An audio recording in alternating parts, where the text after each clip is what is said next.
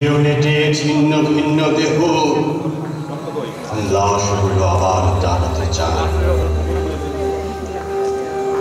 আপন খুলির দিকে চেয়ে থাকে অন্ধকার চোখ, আপন হাড়ের দিকে চেয়ে থাকে বিষণ্ণ সকেট। বৃষ্টি হলে মাটি কাঁপে, বৃষ্টির সুগন্ধ পেয়ে জেগে ওঠে লাশের কাঠামো।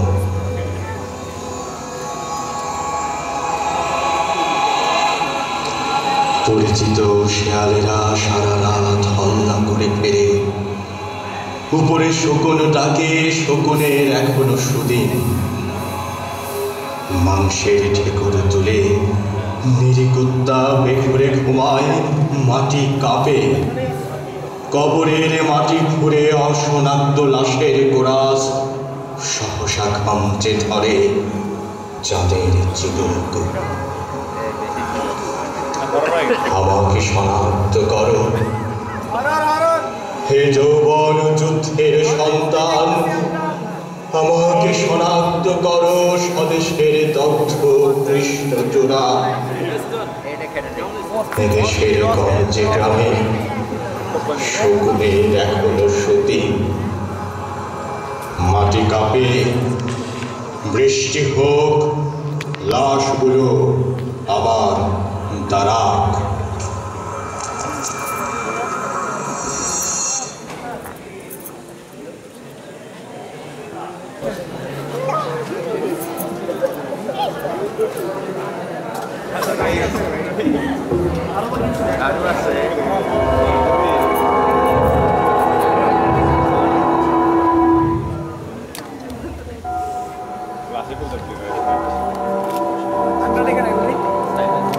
তোমাদের কথা অনেক শুনেছি, শুনেছি তোমরা মুক্তিযোদ্ধা, ভাষা শহীদ। সেই কবে থেকে তোমাদের দেখার ইচ্ছে ছিল, অবশ্যই এভাবে দেখা হবে ভাবিনি।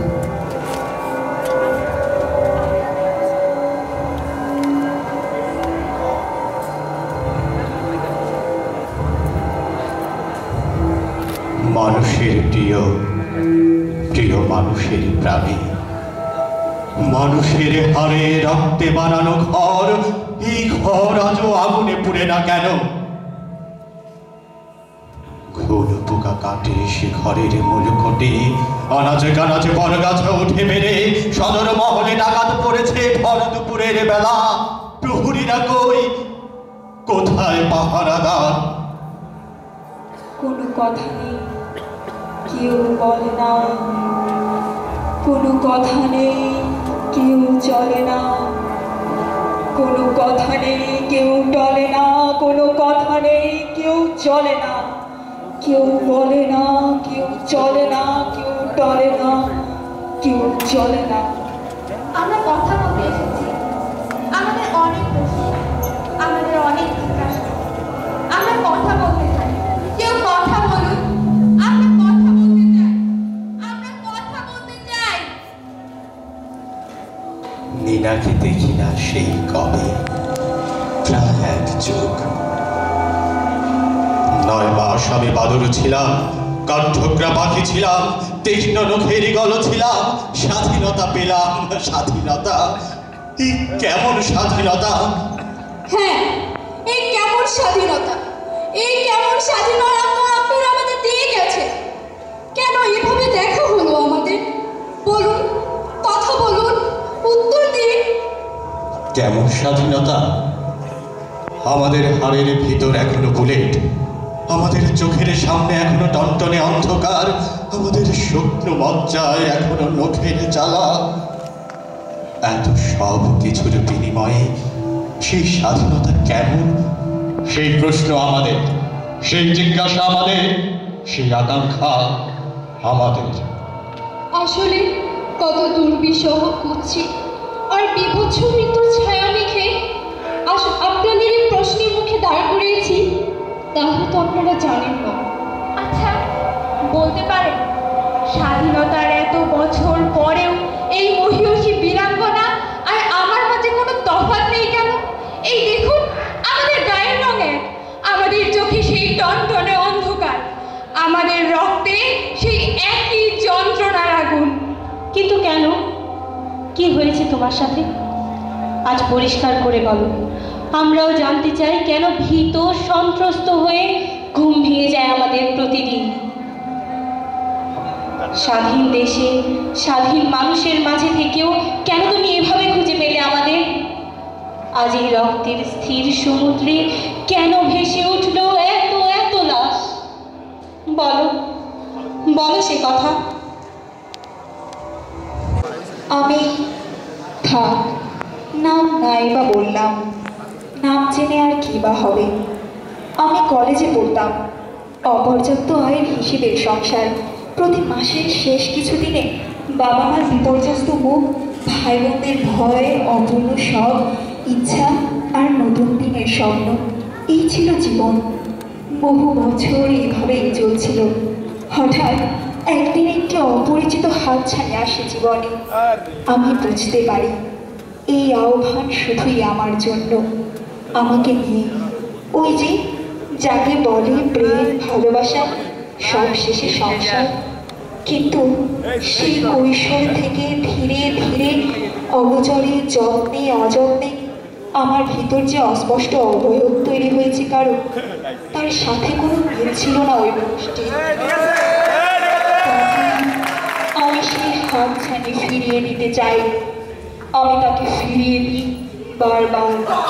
কিন্তু আমার প্রত্যাখ্যানে প্রেম হয়ে ওঠে ঘৃণা, আমার প্রত্যাখ্যানে ভালোবাসা হয়ে ওঠে দুঃস্বপ্ন, আমার প্রত্যাখ্যানে জেগে ওঠে একটি পশু। আর মোরা ভেঙে সে সশস্ত্র হয়, আর একদিন প্রকাশ্য লোকালয়ে অজস্র মানুষের মাঝে সেই স্বাধীন উন্মত্ত পশু উদ্ধত হুঙ্কারে ঝাঁপিয়ে পড়ে আমার উপর। আমি দাঁড়িয়ে আছি, সে আসছে, দেখতে হুকুম মানুষের মতো। আমি দাঁড়িয়ে আছি, সে আসছে মানুষকে পিছনে ফেলে। আমি দাঁড়িয়ে আছি, সে আসছে, তার চোখে অন্য ভাষা, তার পঠনে অন্য বিকৃতি। আর কিছু বুঝে উঠবার আগে আমাকে ফেলে দিল মাটিতে, আমার চোখে লাগে রূপালি ঝিলিক। আর তারপর শুধু আঘাত, আঘাত, আঘাত, আঙুলে আঘাত, চোখেতে আঘাত, খুলিতে আঘাত, স্বপ্নে, মেধায়, অনুভূতিতে শুধু আঘাত।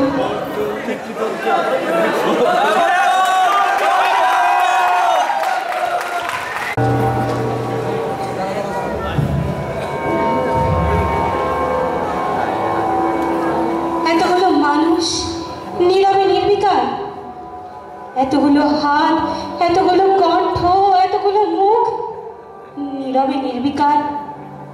স্বাধীনতা এ কি তবে নষ্ট জন্ম? এ কি তবে পিতাহীন জননীর লজ্জার ফসল? না, কখনো না। জাতির পতাকা আজ খামচে ধরেছে সেই পুরনো শকুন। জাতির পতাকা আজ খামচে ধরেছে সেই পুরনো শকুন। জাতির পতাকা আজ খামচে ধরেছে সেই পুরনো শকুন। এই দায় তোমাদের, তোমরাই রক্ষা করতে পারোনি তোমাদের স্বাধীনতা। তোমাদের অবহেলা, তোমাদের অক্ষমতাই আজ বিষাক্ত ফনা তুলেছে তোমাদের দিকে। আমরা কিন্তু আমি তো কোনোদিন সজ্ঞানে কারো ক্ষতি করিনি। বা শুধু এইটুকু? আচ্ছা, এই দেশে এই অবস্থায় তুমি কি প্রথম? না।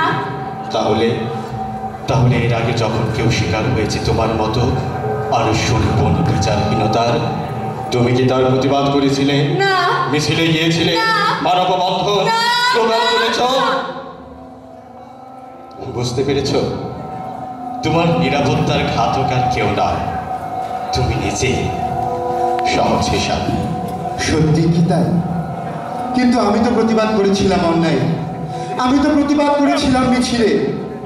তবু কেন ঘটে গেল এসব? এবার উত্তর কি হবে? আচ্ছা, তার আগে যদি কিছু মনে না করেন তাহলে আপনাকে একটু প্রশ্ন করতে চাই। আসলে আপনাদের সাথে কথা বলতে বলতে আমার মাঝে একটি উপলব্ধি এসেছে। সেই উপলব্ধি থেকে জিজ্ঞেস করছি, আপনার পরিচয় কি? পরিচয়? হ্যাঁ, আপনার পরিচয় কি? আমার পরিচয়? দেখো, নাম দিয়ে আর কি পরিচয় দেব? পেশার কথা কি বা বলবো? বসত বাড়ি, ওগুলোকে আমার পরিচয় মনে হয় না। মুক্তিযোদ্ধা, না না, আজকাল সেই পরিচয়ও বড় বেশি বেমানানো লাগে। তবে আমার পরিচয়, হ্যাঁ, যেহেতু বাংলা ভাষা এখনো আছে, কাজে আমার পরিচয়, আমি একজন বাঙালি। আমি আবার আপনাকে জিজ্ঞেস করছি, আপনার পরিচয় কি? আমি একজন বাঙালি। আপনার পরিচয় কি? আমি বাঙালি। ধন্যবাদ। দেখুন, আমাদের কাছে আপনারা মুক্তিযোদ্ধাই, তাই আপনার কাছে আরো একটি প্রশ্ন রাখছি। একজন মুক্তিযোদ্ধার ধর্ম কি? মানে? একজন মুক্তিযোদ্ধার ধর্ম কি? আমি তোমার কথা শুনতে পারছি না। আমি জানতে চাইছি একজন মুক্তিযোদ্ধার ধর্ম কি? হে সদ্য প্রয়াত যুবক, যদি তোমার জানা না থাকে তবে জেনে রাখো, অস্তিত্বহীন নির্জন্ম প্রশ্নের কোনো উত্তর হয় না। আমি মাথা নত করে লজ্জায় সন্ত্রস্ত হয়ে আপনাকে বলছি, আজ ধর্মের পরিচয় আমাদের কাছে বড় হয়ে উঠেছে। ধর্মের প্রশ্নে আমাদের জাতীয়তা আজ দ্বিধান্বিত। সংখ্যালঘু, আদিবাসী এই শব্দগুলোর আর্তনাদে আজ বাংলার আকাশ রা রা করে ওঠে। স্ট্যাটাস, আধুনিকতা এই কতিপয় শব্দকে পুঁজি করে আমাদের প্রজন্ম বাংলা থেকে দূরে সরে যাচ্ছে। আসছে প্রজন্মের কাছে বাংলা মোটেও নিরাপদ নয়। তাই বলছিলাম, ওই সব প্রতিবাদ, মিছিল, সমাবেশ, আন্দোলন, সভা কিংবা মানববন্ধন এই সব করে কি লাভ? কি লাভ? হে তরুণ, মনে পড়ে না ইতিহাস? মনে কি পড়ে না ঝোপে জঙ্গলে আসে দঙ্গলে আসে গেরিলার দল, হাতিয়ার হাতে চমকায়, হাতে ঝলসায় রোষ প্রতিশোধ। শুধু রক্তের নেবে, তকতের নেবে অধিকার, নয় ঝঞ্ঝায় যদি জান যায় যাক ক্ষতি নেই। ওঠে গর্জন করে অর্জন মহাক্ষমতার, দিন আসবেই দিন সমতার।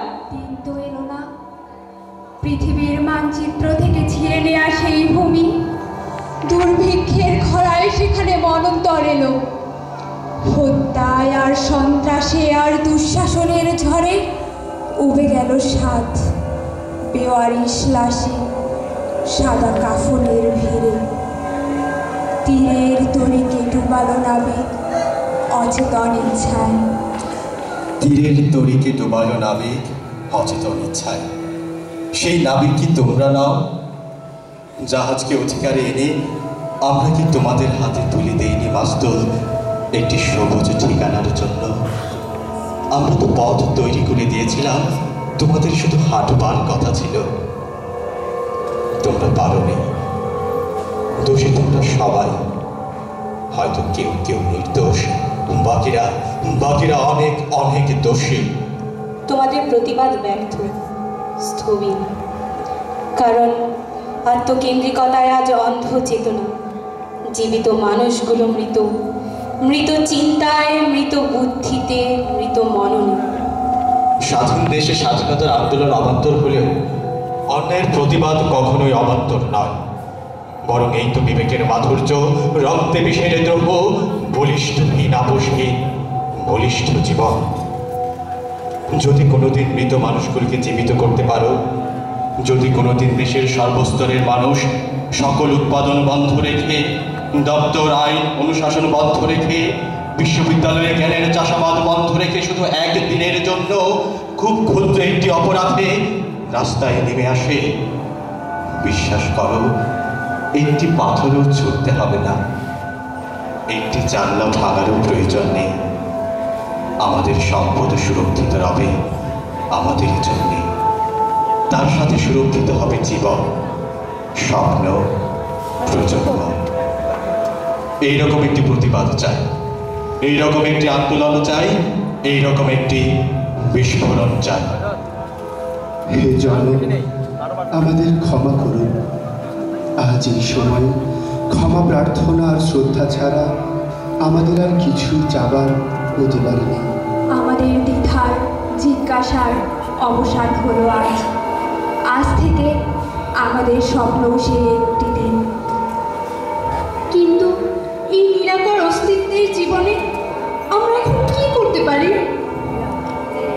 হে বিগত সন্তান, তোমরা সব হলো দীর্ঘজীবী হও, এই আশীর্বাদ করতে পারছি না বলে আমাদের ক্ষমা করো। তোমাদের কিছুই করার নেই আর। যেহেতু জীবিত মানুষগুলো মৃত, যেহেতু তাদের একটি শপথের প্রয়োজন, যেহেতু তাদের একটি প্রতিজ্ঞার প্রয়োজন, এবং তারা সেটা জানে না, তাই এসো, তোমরাও এসো আমাদের সাথে। হাতে হাত ধরে আমরা উচ্চারণ করি একটি শপথ। হাতে হাত ধরে আমরা উচ্চারণ করি একটি প্রতিজ্ঞা। আমাদের এই পরাবাস্তব ধ্বনি যদি ভেদ করে লৌকিকতার দেয়া, আমাদের এই পরাবাস্তব ধ্বনি যদি ভেদ করে লৌকিকতার দেয়া।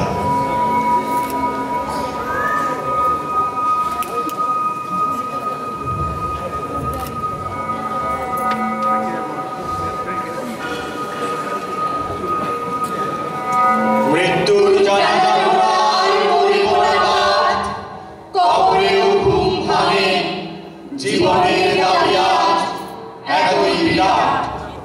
মৃত্যুর